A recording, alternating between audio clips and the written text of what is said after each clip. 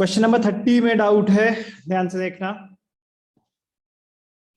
एक तो B part में डाउट है, एक ई पार्ट में डाउट है। बी पार्ट है फिक्स्ड एसेट्स रियलाइज 29,700। अब उनका नाम तो दे ही नहीं रखा, तो फिक्स्ड एसेट्स कौन से हैं? इन्वेस्टमेंट्स तो ए टेक ओवर कर चुका है, इन्वेस्टमेंट तो जा चुकी हैं, बची फर्नीचर और building.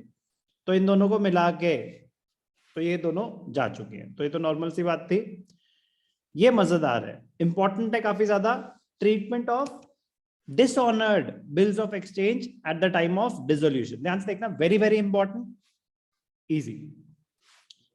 One bill receivable for rupees 1500 under discount was dishonored as the acceptor had become insolvent and was unable to pay anything. Hence the bill had to be met by the firm। तो क्या है ये? Bill receivable under discount आपकी contingent liability होती है, मे और may not arise.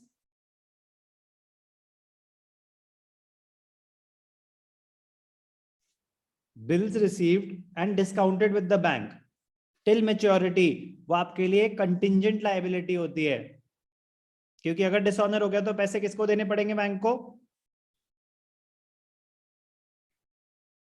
हमें देने पड़ेंगे कि नहीं देने पड़ेंगे? Yes sir. तो हमारी कंटिंजेंट लायबिलिटी होती है।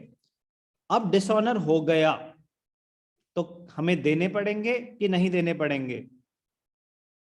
यस सर, हमें देने पड़ेंगे।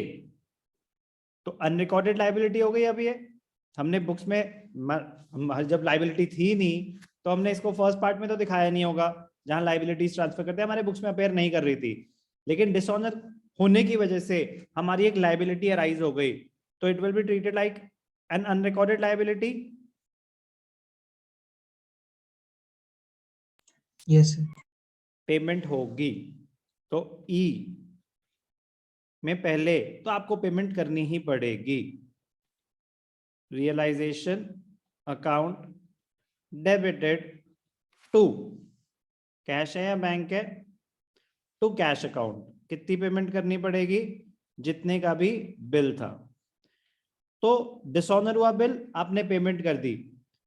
अब उसके बाद सेकंड स्टेप, जब भी डिस्काउंटेड बिल डिसऑनर होता है, बैंक तो आपसे पैसे लेगा ही लेगा। अब आपने देखना है कि आपको कुछ मिला कि नहीं मिला।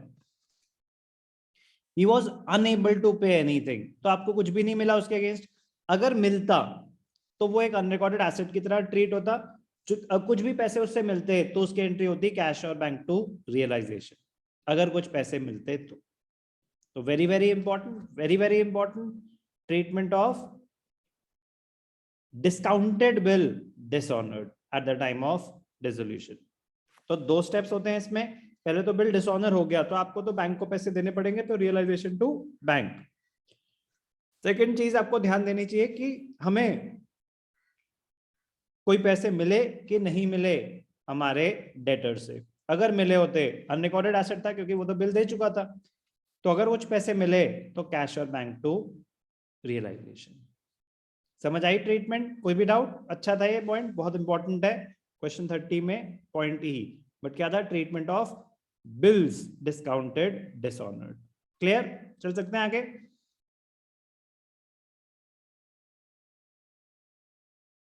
Yes sir.